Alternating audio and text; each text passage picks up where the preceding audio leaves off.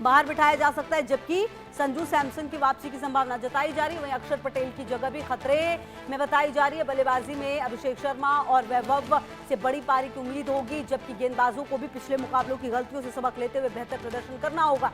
Team India की नजर हर हाल में जीत दर्ज कर सीरीज में बने रहने पर होगी। तो ये बड़ी खबर आपको बता रहे हैं, जहां पर प्लेइंग 11 में बदलाव हो सकते हैं, ये भी कहा जा रहा है।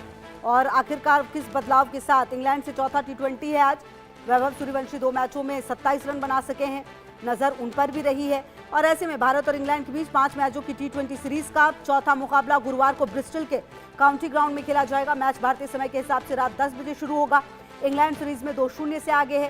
पहला मुकाबला बारिश के कारण बेनतीजा रहा, जबकि दूसरे और तीसरे T20 में मेजबान टीम ने जीत दर्ज की। भारत के लिए मुकाबला करो या मरो का है। हार मिलते ही टीम सीरीज गंवा देगी। 2018-19 के बाद यह पहला मौका होगा जब भारत लगातार 2 T20 सीरीज हार सकता है। 15 साल के वैभव सूर्यवंशी से बड़ी पारी की उम्मीद होगी। उन्होंने अपने शुरुआती 2 T20 इंटरनेशनल मुकाबलों में 14 और 13 रन बनाए हैं, यानी अब तक 2 मैचों में सिर्फ 27 रन ही बना पाए हैं। और कुल मिलाकर आपको बता दें, T20 कप्तान बनने के बाद श्रेयस अय्यर अब तक एक भी इंटरनेशनल मैच नहीं जीत सके हैं। इंग्लैंड के साथ तीसरे T20 में 125 रन की हार के बाद उन्होंने टीम के प्रदर्शन को बेहद खराब बताया। IPL समेत श्रेयस अपनी पिछली 11 T20 कप्तानी में 10 मैच हार चुके हैं। हालांकि कोच गौतम गंभीर का कहना, एक हार से टीम खराब नहीं हो जाती। उनके मुताबिक भारत अपनी अटैकिंग अप्रोच नहीं बदलेगा। वहीं हैरी ब्रूक की कप्तानी में इंग्लैंड शानदार फॉर्म में है। टीम ने पिछले 21 T20 मुकाबलों में 18 जीते हैं। इंग्लैंड के पास इतिहास रचने का मौका है, क्योंकि उसने अब तक भारत के खिलाफ कभी भी 2 या उससे ज्यादा मैचों की T20 सीरीज नहीं जीती है। भारत को मिडिल ऑर्डर में शिवम दुबे से 23 रन बनाने की उम्मीद होगी। पहले T20 में उन्होंने 21 गेंदों पर नाबाद 42 रन बनाए थे, लेकिन अगले 2 मुकाबलों में बड़ी पारी नहीं खेल पाए। मौजूदा सीरीज में अभिषेक शर्मा 3 मैचों में 112 रन बनाकर भारत के टॉप बैटर हैं, जबकि कप्तान श्रेयस अय्यर ने 110 रन बनाए हैं। गेंदबाजी में अर्शदीप सिंह और हर्षित राणा ने सबसे ज्यादा 3-3 विकेट लिए हैं। तो आपको बता दें, वहीं इंग्लैंड की नजर एक बार फिर जैकब बेथल और फिल सॉल्ट पर रहेगी। बेथल ने 3 मैचों में 89 रन बनाए हैं, जबकि सॉल्ट ने तीसरे T20 में 70 मैच की जिताऊ पारी खेली थी।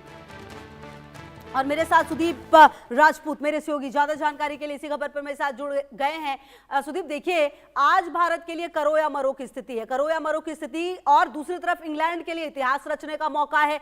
कुल मिलाकर आज दोनों ही टीम अपना बेस्ट देने की कोशिश करेगी।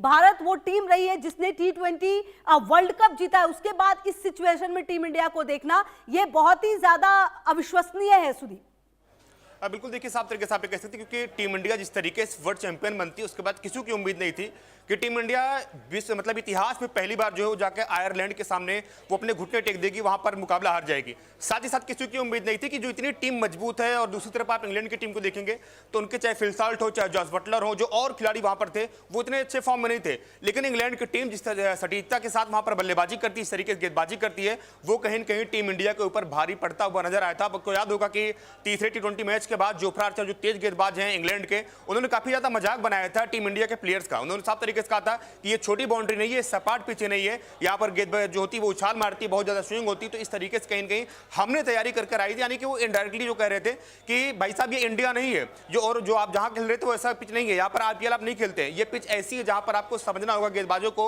और आपके बल्लेबाजों को समय बिताना होगा। आप टीम इंडिया को उठाकर देखें तो कहीं न कहीं टीम इंडिया वाकई में बहुत ज्यादा स्ट्रगल करती नजर इस सीरीज में अभी तक आई है, क्योंकि टीम इंडिया में लगातार बदलाव का जो दौर है वो लगातार चलता रहा। कभी गौतम गंभीर ये कहें कि जो हमारे खिलाड़ी हैं इनको लगातार सीखने का मौका मिल रहा है, जो हमारे खिलाड़ी हैं यहाँ पर हम एक ट्रांजिशन के दौर से गुजर रहे हैं, तो कोई बात नहीं, आप गुजरिए, लेकिन टीम का जो मैनेजमेंट होता है, टीम का जो संयोजन होता है, आप उसको आसानी से अच्छी तरीके से बैठा सकते हैं।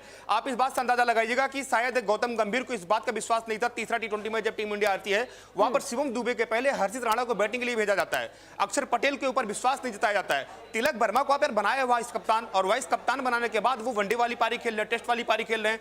तीसरे T20 मैच में 11 गेंदों का सामना करके मात्र 3 रनों की पारी तिलक वर्मा ने वहां खेली थी। उसके बाद लगातार गौतम गंभीर, कप्तान श्रेयस अय्यर, और साथ ही साथ आप देखेंगे तो जो हेड कोच गौतम गंभीर, सबके ऊपर सवाल उठ रहा था कि आखिर तिलक वर्मा को आपने वाइस कप्तान बनाकर टीम इंडिया में क्यों मौका दिया है। नो डाउट, कोई बात नहीं कि आपने वैभव सूर्यवंशी को टीम में लेकर आए, वैभव सूर्यवंशी अच्छे प्लेयर है, उन्होंने प्रूव किया है, उनको मौका देना लाजमी था। लेकिन अब क्या ऐसे में वैभव सूर्यवंशी को आप बाहर निकाल देंगे? अगर बाहर निकालते तो शायद वैभव सूर्यवंशी को बहुत बड़ा झटका लगेगा, किसी आप खिलाड़ी को मौका देते हैं। आगे भी आपसे अपडेट लेंगे। बहुत शुक्रिया आपका इन तमाम जानकारियों के लिए। बढ़ते हैं आगे। चीन की जूता फैक्ट्री में भीषण आग लग गई है।